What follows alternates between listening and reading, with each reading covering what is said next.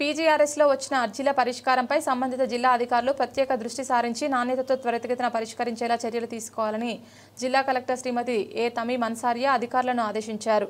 సోమవారం ఒంగోలు కలెక్టరేట్లోని మీకోసం సమావేశ మందిరంలో నిర్వహించిన ప్రజా సమస్యల పరిష్కార వేదిక కార్యక్రమంలో జిల్లా collector Srimati Tameem Ansariya, joint collector Sri R Gopalakrishna, జిల్లా రెవెన్యూ అధికారి శ్రీ చినఓబులేసు, స్పెషల్ డిప్యూటీ కలెక్టర్లు శ్రీధర్ రెడ్డి, శ్రీ పార్థసారథి, శ్రీ కుమార్ జాన్సన్లతో కలిసి పాల్గొని ప్రజల నుంచి అర్జీలను స్వీకరించారు.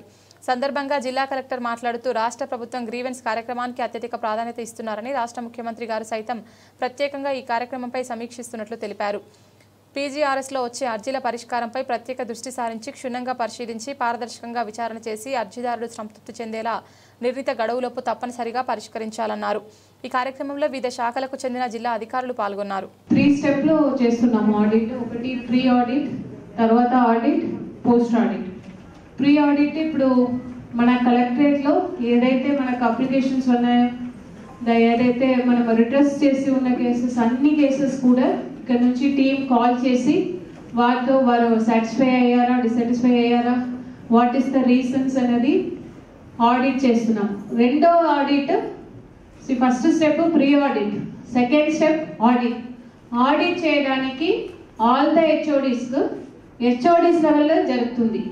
సో దానికి మీకు కూడా టాప్ 15 డిపార్ట్మెంట్స్ ఏదైతే కంప్లైంట్స్ ఎక్కువ వస్తున్నాయో ఆ డిపార్ట్మెంట్స్తో ఒక నోడల్ ఆఫీసర్ని పెట్టి నామినేట్ చేయమని చెప్పాము. మీరు కూడా లిస్ట్ ఇచ్చి ఉన్నారు.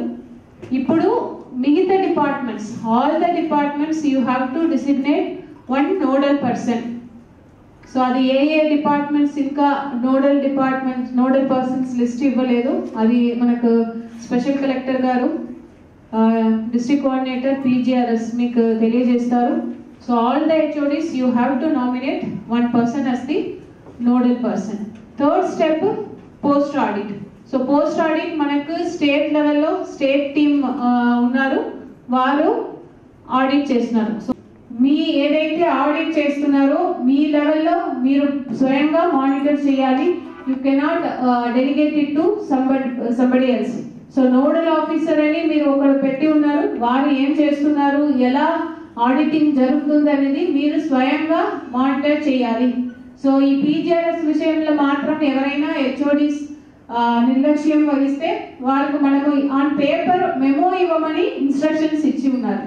స్టేట్ నుంచి మనకు వచ్చిన ఇన్స్ట్రక్షన్స్ మెమో ఇవ్వాలి, ఆన్ పేపర్ పెట్టాలి, వారికి కూడా తెలియజేయాలి. ప్రతి డిస్ట్రిక్ట్ కూడా సీఎంఓ నుంచి గ్రీవెన్సెస్ మానిటరింగ్ కోసం అని ఒక ప్రత్యేకంగా ఒక పర్సన్ ని పెట్టి ఉన్నారు. So they are the district incharge for PGRS. So they are following it up continuously.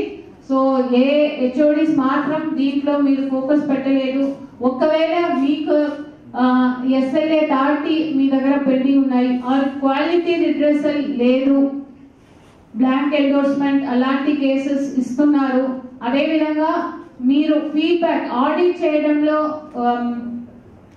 Qualitative గా ఆడిటింగ్ జరగట్లేదు అంటే ఆల్ ద హెచ్ఓడిస్, తహసీల్దార్స్ ఎవరు ఏ లెవెల్లో జరగలేదో వారికి we would be issuing memo. So memo వస్తున్నప్పుడు హెచ్ఓడిస్ బాధపడకండి, ఇక్కడ హెచ్ఓడికే మెమో ఇచ్చి ఉన్నారని ముందే చెప్తున్నాం. సో ఇప్పటిదాకా మోరల్లెస్ ఫైన్ గానే చేస్తున్నారు, బట్ కొన్ని లోపాలు ఉన్నాయి in terms of cooperation to the district level audit team.